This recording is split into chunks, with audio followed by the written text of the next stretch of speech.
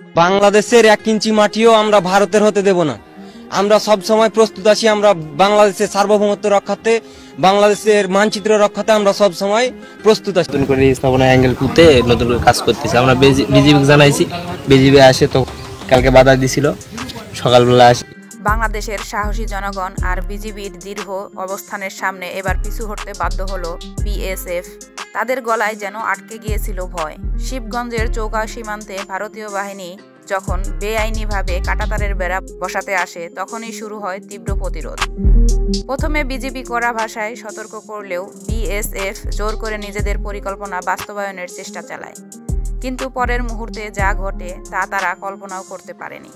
সীমান্তে সাহসী মানুষ খালি হাতেই ঝাঁপিয়ে পড়ে, কেউ লাঠি হাতে, কেউ বা খালি হাতে প্রতিরোধ গড়ে তোলে। মুহূর্তের মধ্যেই বিএসএফ এর মধ্যে ছড়িয়ে পড়ে আতঙ্ক।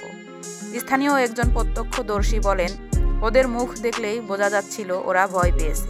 এদিক থেকে আমরা যখন ছুটে গেলাম তখন ওরা পিছিয়ে যেতে বাধ্য হয়। কিন্তু বিএসএফ পিছু হটলেও পরে আরও বেশি সদস্য এনে ভয় দেখানোর চেষ্টা চালায়। তবে ততক্ষণে স্পষ্ট হয়ে গেছে বাংলাদেশের মানুষ ভয় পায় না। নিজেদের জমি, নিজেদের অধিকার রক্ষায় তারা শেষ পর্যন্ত লড়ে যাবে। 150 গজ ভিতরে ওদের তার বেড়া দিবার কথা, সেহেতু ওনারা 40 গজ ভিতরে তার বেড়া দিতে লাগছে। এবং আমাদের খেত, সরিষা, যে বইয়ের আম বাগান আছে, এসব আস্তে আস্তে চেপে চলে আসছে ওরা। আমরা সব কৃষকেরা সব বিডিআর নিয়ে আমরা প্রতিবাদে এসেছি এখানে। বিজেপি নিয়ে সুষ্ঠু বিচার চাই। কেন একটা দেশ এভাবে ছোট দেশ পেয়ে চেপে চলে আসবে ওরা আর এভাবে অন্যায় করবে?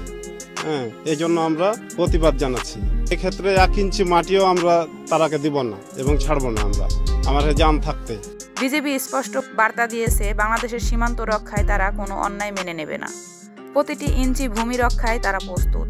এখন প্রশ্ন একটাই, বিএসএফ কি আবারও ভুল করবে, নাকি বাংলাদেশিদের এই সাহসিকতার সামনে মাথা নিচু করবে? স্থানীয় যুবকরা জানিয়েছেন, তাদের এই প্রতিরোধ ছিল কেবল নিজেদের জমি রক্ষার জন্য নয়। তারা মনে করেন এই বেড়া একবার তৈরি হলে তাদের চলাচল এবং জীবিকা নির্বাহের পথ পুরোপুরি বন্ধ হয়ে যাবে।